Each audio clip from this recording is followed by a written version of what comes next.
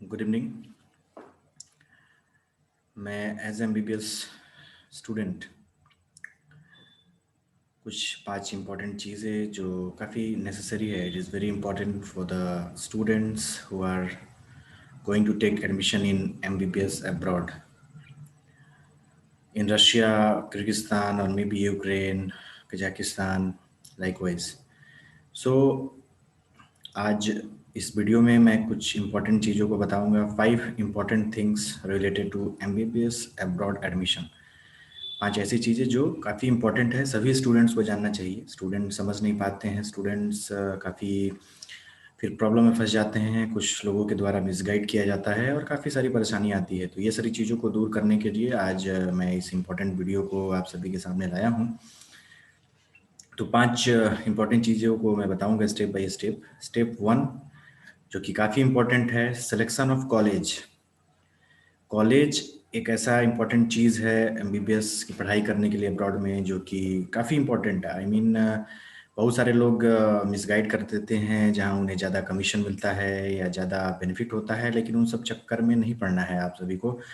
You should not be trap with those type of things. So सबसे important है कि college कौन सा डिसाइड किया जाए। जैसे आप अगर किर्गिस्तान के लिए इंटरेस्टेड हैं या रशिया के लिए इंटरेस्टेड हैं या यूक्रेन के लिए इंटरेस्टेड हैं, तो देखिए अगर आप नेट पे सर्च करते हैं, गूगल पे सर्च करते हैं, तो आप कभी भी टॉप कॉलेज का नाम ढूंढते हैं, वहाँ के अकॉर्डिंग अब्रॉड के कोई भी कॉलेज, अब्रॉड के अकॉर्डिंग वहाँ टॉप जो कॉलेज है, ये ज़रूरी नहीं है कि वो टॉप कॉलेज में इंडियन स्टूडेंट हो। ये सबसे बड़ी इंपॉर्टेंट बात है। अगर आप नेट पे कोई यूनिवर्सिटी देखते हैं जो टॉप यूनिवर्सिटी, हो सकता है कि वहाँ पे इंडियन स्टूडेंट्स ज़्यादा नहीं हो। इंडियन स्टूडेंट्स हो सकता है उसके बाद के 2-3 यूनिवर्सिटी में ज़्यादा हों। तो जहाँ पे स्टूडेंट्स कम्युनिटी इंडियन स्टूडेंट्स ज़्यादा हैं, वहाँ का सोचें सबसे पहली चीज़। दूसरी चीज़ ये सोचना है कि कहाँ पे लैंग्वेज प्रॉब्लम नहीं है। ये सबसे इम्पोर्टेंट चीज़, जो कि रशिया में काफ़ी कॉलेजेस में लैंग्वेज प्रॉब्लम है, होता ही है।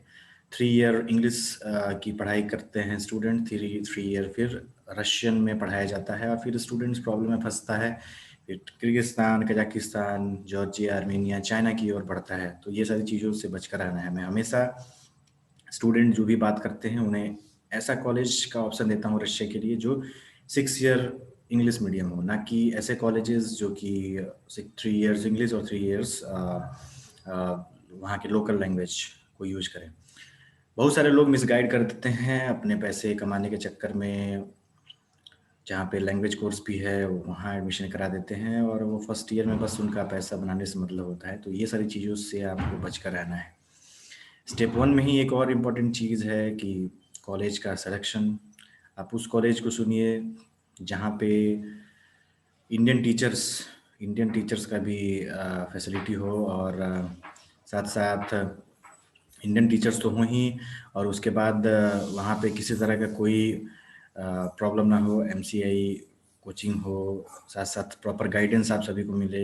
ये सारी चीज़ जो है ध्यान देने की ज़रूरत होती है, जो कि स्टूडेंट काफ़ी मिसगाइड हो जाते हैं कुछ लोगों की वजह से और ट्रैप हो जाते हैं। और उसमें भी ड्यूरेशन होता है कोर्स का। रशिया यूक्रेन में 6 ईयर एमबीबीएस कोर्स है, किर्गिस्तान कजाकिस्तान 5 ईयर कोर्स है। एक इम्पॉर्टेंट चीज़ मैं थोड़ा मतलब इस चीज़ से एग्रेसिव हूँ कि जैसे किर्गिस्तान का 5 ईयर एमबीबीएस कोर्स है, वहाँ का इन्वायरमेंट पढ़ाई से रिलेटेड काफ़ी अच्छा है। अगर स्टूडेंट वहाँ पे पढ़ाई करेगा तो अच्छा कर सकता है। कारण क्या है कि वहाँ पे 2 कॉलेज ऐसे हैं जहाँ पे इंडियन टीचर्स आपको मिलेंगे, अच्छे से गाइडेंस आपको मिलता है, और साथ-साथ एमसीआई कोचिंग भी प्रॉपर चलती है। बहुत सारे ऐसे कॉलेजेस हैं other country, Russia, Ukraine, Kyrgyzstan के भी एक कॉलेज ऐसे हैं कि जहाँ पे एमसीआई कोचिंग नहीं मिलती है और स्टूडेंट फिर अपना मतलब ज़्यादा फोकस नहीं कर पाता है स्टडी पे, बस कॉलेज स्टडी पे ही डिपेंडेंट रहता है। तो ये ज़रूरी है कि आपको साथ-साथ प्रिपरेशन भी करना है आने वाले नेक्स्ट एग्ज़ाम का। नेक्स्ट जो एग्ज़ाम है, जो इंडियन एमबीबीएस स्टूडेंट को भी देना है, और जो स्टूडेंट इंडिया से अब्रॉड जा रहे हैं वहाँ से कंप्लीट कर कर आएँगे, उनको भी देना है। ये इम्पोर्टेंट चीज़ है। तो कॉलेज का सिलेक्शन है कि आप कम ड्यूरेशन वाले कॉलेज को भी सेलेक्ट कर सकते हैं। किर्गिस्तान के ऐसे 2 कॉलेज काफ़ी अच्छे हैं जहाँ की अगर आप पढ़ाई करते हैं तो वहाँ पे रिज़ल्ट होता है, ना कि वहाँ पे वो कोई भी एक्स्ट्रा नेगेटिव थिंग्स वहाँ पे ज़रूरत ही नहीं पड़ती है, स्टूडेंट को वक्त ही उतना नहीं मिलता है। ये सारी चीज़ है। रशिया की बात है तो रशिया में कुछ सिलेक्टेड ऐसे कॉलेज है जहाँ पे इंग्लिश मीडियम है, वहाँ पे ही मैं एडमिशन कराता हूँ, तो वो चीज़ों को भी ध्यान देना होता है, मैं स्टूडेंट्स को बताता हूँ। और रही बात यूक्रेन की, तो यूक्रेन में 6 ईयर एमबीबीएस कोर्स से 3rd ईयर में क्रॉक का पार्ट 1 पार्ट 2 एग्ज़ाम होता है, क्रॉक एग्ज़ाम होता है। वहाँ पे स्टूडेंट जो क्वालिफाई नहीं होते हैं, फिर पैसा का खेल चलता है और फिर पैसा दे देकर स्टूडेंट पास होते हैं, तो ये सारी चीज़ों से भी बचकर रहना है।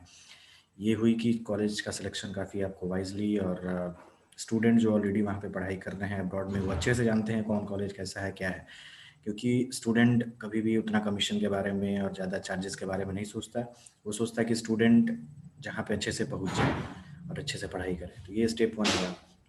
स्टेप 2, फूडिंग, खाने पीने का दिक्कत है, कहाँ पे है कहाँ पे नहीं है। तो मैं आपको बता दूँ, किर्गिस्तान जो कि इंडिया से 4 आवर की जर्नी है फ़्लाइट से डायरेक्ट, वहाँ पे खाने पीने की कोई दिक्कत नहीं है। मेरे पास इवन सारे कंट्रीज़ के फूडिंग के फ़ोटोज़ हैं और फैसिलिटीज़ के सारे फ़ोटोज़ हैं। वहाँ पे खाने का कोई दिक्कत नहीं है, ना लंच में ना डिनर में। वहाँ पे वेज नॉन वेज सब कुछ अवेलेबल है। इवन इंडियन वेजिटेबल्स वहाँ पे भी मिलता है, सारी चीज़, सारी फ़ोटोज़ हैं मेरे पास। स्टूडेंट जो भी मेरे से कॉन्टेक्ट करते हैं एडमिशन के लिए, मैं उन्हें भेजता हूँ। और वहाँ पे किसी तरह कोई खाने पीने का दिक्कत नहीं है। वो स्टूडेंट इंडिया के मोस्टली चावल दाल और vegetables, non vegetables, chicken fish ये सब खोजते हैं, तो ये सारी चीज़ वहाँ भी मिलेगी। रशिया में है कि रशिया थोड़ा दूर पड़ता है, तो वहाँ पर थोड़ा बहुत खाने पीने का प्रॉब्लम है। सबसे ज़्यादा प्रॉब्लम, मैं फिर से बोल रहा हूँ, सबसे ज़्यादा प्रॉब्लम यूक्रेन में है फूडिंग से रिलेटेड। फर्स्ट ईयर से आपको मेस में ही खाना पड़ेगा या खुद से बनाना पड़ेगा, और मेस का चार्जेज हाई होता है। 2 टाइम आपको खाना मिलेगा, कोई मतलब खाने का स्टैंडर्ड नहीं होगा। तो ये सारी चीज़ों से काफ़ी बचकर रहना है। ये काफ़ी इंपॉर्टेंट चीज़ है फूडिंग, जो कि किर्गिस्तान में मैं एक्सपीरियंस खुद से किया हूँ। वहाँ किसी तरह का कोई दिक्कत नहीं है खाने पीने से रिलेटेड। तो ये स्टूडेंट को सोचना चाहिए कि हर एक चीज़ पढ़ाई ही नहीं होती, साथ साथ खाने पीने का भी सही सिस्टम हो। अगर पढ़ाई भी अच्छी हो तो बहुत अच्छी बात है। और मुझे ये नहीं लगता कि सारे कॉलेज, जितने भी कॉलेजेस हैं अब्रॉड के, सारी जो European standard of education follow होता है, रशिया, यूक्रेन, किर्गिस्तान, कजाकिस्तान, तो ये सारे कॉलेज में पढ़ाई का स्टैंडर्ड सब में सेम है। ये कोई नहीं कर सकता है कि कोई कॉलेज का पढ़ाई काफ़ी बहुत अच्छा है और किसी का काफ़ी लो है, नहीं। सबका पढ़ाई 5 to 10% आगे पीछे है, इससे कोई ज़्यादा डिफर है नहीं।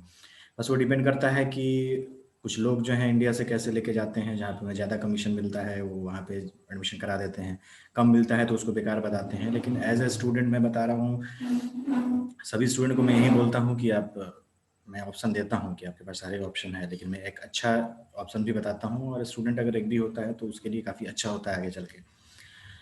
और स्टेप 3 हुआ कोचिंग, जो कि एमसीआई कोचिंग। किर्गिस्तान में तो मैंने देखा है काफ़ी अच्छा से अवेलेबिलिटी है। रशिया में बहुत सारे ऐसे कॉलेज जिसमें एमसीआई कोचिंग बिल्कुल है नहीं। मेरे भी 1-2 दोस्त वहाँ गए हैं, वो बताते हैं कि मेरे कॉलेज में वहाँ पे एमसीआई कोचिंग है नहीं, और 1-2 कॉलेज में अगर होगा भी तो वो काफ़ी दूर है इंडिया से रशिया। इंडियन टीचर कैसे पढ़ाएंगे? एमसीआई कोचिंग अगर कोई पढ़ाता है तो वो इंडियन टीचर होने चाहिए। इंडियन टीचर हमेशा रशिया आना जाना ये चीज़ पॉसिबल नहीं है, लेकिन किर्गिस्तान 4 आवर का जर्नी है, कॉलेज ईजिली बुला पाती है इंडियन टीचर को, या चाहे कजाकिस्तान की बात हो। ये चीज़ों को ध्यान देना। ये हुआ स्टेप 3। स्टेप 4, स्टेप 4 जो कि काफ़ी important, related to teachers and the syllabus. Teachers वहाँ पे देखिए, वहाँ के लोकल भी टीचर्स हैं। किर्गिस्तान में मैंने एक्सपीरियंस किया है, वहाँ पे लोकल टीचर्स तो हैं और इंडियन टीचर्स काफ़ी हैं। जो इंडियन टीचर्स एमसीआई कोचिंग के लिए जाते हैं, वहाँ पे क्लास भी लेते हैं, और अगर 15-20 डेज़ रहते हैं तो वो ज़रूर क्लास में बहुत सारे स्टूडेंट्स का डाउट क्लियर से लेकर हर एक चीज़ का फैसिलिटीज़ होता है। और कुछ टीचर्स ऐसे हैं जो वहाँ पे मतलब इंडिया से एमबीबीएस करने के बाद पीजी करने का सोचते हैं, पीजी करने जाते हैं, तो वहाँ पे एज अ टीचर वहाँ पे पढ़ाते हैं स्टूडेंट्स को। मैंने खुद से फेस किया है। रेडियोलॉजी के टीचर, माइक्रोबायोलॉजी, एनाटॉमी, ये सारे टीचर्स मुझे हमेशा मतलब मिले हैं, और किसी तरह का कोई प्रॉब्लम नहीं है। और टीचर्स हिंदुस्तान में पूरे आपको लोकल और इंडियन में मिलेंगे। यूक्रेन रशिया में आपको इंडियन टीचर्स का कोई दूर दूर तक नाता नहीं है, मतलब आई मीन अगर मिलते भी हैं तो 1 या 2 मिल गए, वरना लोकल टीचर्स वहाँ पे फॉलो होते हैं। तो सभी का आपके पास ऑप्शन है। मैं कभी ये नहीं बोलता कि नहीं किर्गिस्तान आप जाइए, या रशिया या यूक्रेन, जिस पे आपको अच्छा लगता है आप, मैं एक सही ऑप्शन ज़रूर दूंगा। और अगला स्टेप जो कि काफ़ी इम्पोर्टेंट है वो है Indian book and syllabus. Syllabus जो है वो काफ़ी पूरे पूरे जितने भी सिलेबस है वो काफ़ी मतलब टोटली कंप्लीट इंडियन सिलेबस के अकॉर्डिंग वहाँ पढ़ाई होती है। जो भी एमसीआई का गाइडलाइंस है वहाँ उसमें पूरी इंडियन सिलेबस है और किसी तरह कोई दिक्कत नहीं है। जो भी टॉपिक है वो सारी इंडियन ही टॉपिक्स हैं, सारी चीज़ वहीं फॉलो होता है, वहीं टॉपिक वहीं सिलेबस। आप अभी भी देख सकते हैं मैं एज ए स्टूडेंट जैसे मैं नेक्स्ट जो एग्ज़ाम है उसका तैयारी में लगा हुआ रहता हूँ, तो बीच बीच में रिवीजन एनाटॉमी भी काफ़ी इंपॉर्टेंट पार्ट है, तो उसको रिवाइज करता रहता हूँ। और आप देख सकते हैं यहाँ पे मेरे पास जो है बी डी चौरसिया एनाटॉमी की बुक है। आप देख सकते हैं यहाँ पे ह्यूमन एनाटॉमी यहाँ लिखा हुआ है, human anatomy B D Chaurasia. और ये जो है इंडिया में भी यही बुक चलता है और साथ साथ वहाँ भी वही बुक चलता है, तो मैं इसको यूज करता हूँ। और काफ़ी मतलब इम्पोर्टेंट है, एनाटॉमी हमेशा रिवाइज करना होता है। तो आज मैं रिवाइज कर रहा था तो आपको सोचा कि मैं दिखा दूँ, ये कंप्लीट आपको इंडियन सिलेबस है, वहाँ पे किसी तरह की कोई दिक्कत नहीं है। तो ये सारी चीज़ें काफ़ी क्लियर हुई। और रही बात हाँ सबसे इम्पोर्टेंट हॉस्टल की, तो हॉस्टल आपको 2 सीटर 3 सीटर 4 सीटर भी है, वो डिपेंड करता है कि आप कब एडमिशन लेते हैं, पहले या बाद में, तो उसके अकॉर्डिंग सीट बुक के अकॉर्डिंग हॉस्टल अलॉट होता है। लेकिन मेरे थ्रू स्टूडेंट जहाँ भी जाते हैं वो चाहे Russia, Ukraine, Kyrgyzstan, Kazakhstan, easily उनको 2 सीटर में मैं दिलाने की कोशिश करता हूँ, वो चाहे गर्ल्स हो या चाहे बॉयज़ हो। मैं किसी तरह की कोई दिक्कत नहीं है। तो उम्मीद करता हूँ कि आप सभी इस वीडियो को ज़्यादा से ज़्यादा देखेंगे, शेयर करेंगे, लाइक करेंगे और ज़रूर एक बार सोचेंगे कि कौन सा कॉलेज अच्छा है, क्या है।